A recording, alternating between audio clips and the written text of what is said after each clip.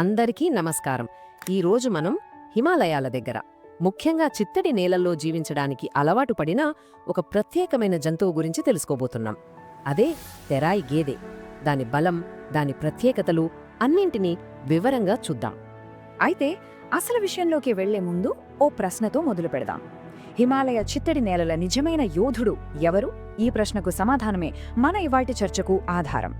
మనం ఈ అంశాన్ని ఎలా చూడబోతున్నామంటే, ముందుగా తెరాయి గేదెకు ఒక పరిచయం, ఆ తరువాత అది ఎక్కడ నివసిస్తుంది, దాని శరీర నిర్మాణం ఎలా ఉంటుంది, అలాగే దాని 2 ముఖ్యమైన లక్షణాల గురించి మాట్లాడుకుందాం. ఇక చివరిగా పరీక్షల కోణంలో ఏవి ముఖ్యమో ఆ పాయింట్స్ అన్ని చూద్దాం. సరే, మొదలు పెడతాం. హిమాలయ ప్రాంతపు పనిమంతుడు అని పిలిచే ఈ తెరాయి గేదె గురించి తెలుసుకుందాం. అసలు ఏంటిది? సింపుల్గా చెప్పాలంటే, తెరాయి గేదె అనేది హిమాలయ పర్వతాల కింద ఉండే తెరాయి అనే ప్రాంతానికి చెందిన ఒక ప్రత్యేక జాతి. దీనికి అంత పేరు ఎందుకు వచ్చిందంటే దాని బలం వల్లే.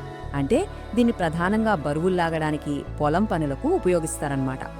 ఒక జంతువు గురించి పూర్తిగా అర్థం చేసుకోవాలంటే అది ఎక్కడ పుట్టి పెరిగిందో చూడాలి. సో ఇప్పుడు మనం ఈ గేదెను తీర్చిదిద్దిన ఆ తెరాయి ప్రాంతం గురించి తెలుసుకుందాం.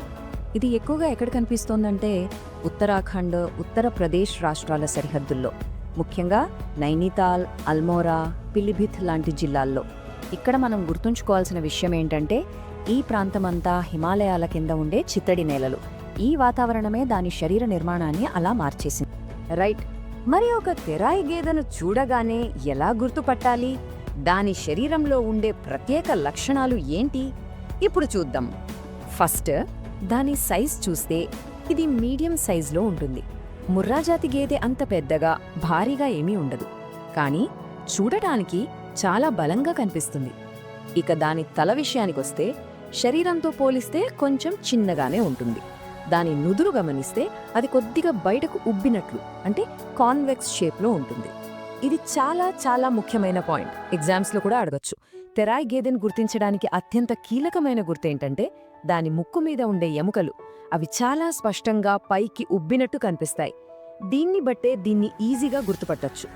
ఇవి కాకుండా మరికొన్ని లక్షణాలు కూడా ఉన్నాయి. దాని కొమ్ములు చూస్తే పొడవుగా ఉండి వెనక్కి పైకి వంగి ఉంటాయి. సాధారణంగా నలుపు రంగులో ఉంటుంది, కానీ నుదురు మీద, తోక చివర తెల్ల మచ్చలు కనిపిస్తాయి. ఇక కాళ్ళు ఆ చిత్తడి నేలల్లో నడవడానికి వీలుగా పొట్టిగా, చాలా బలంగా ఉంటాయి. ఇప్పుడు ఈ జాతికి సంబంధించిన అసలు కథకు వద్దాం. ఇది 2 విభిన్న లక్షణాల కథ అన్నమాట.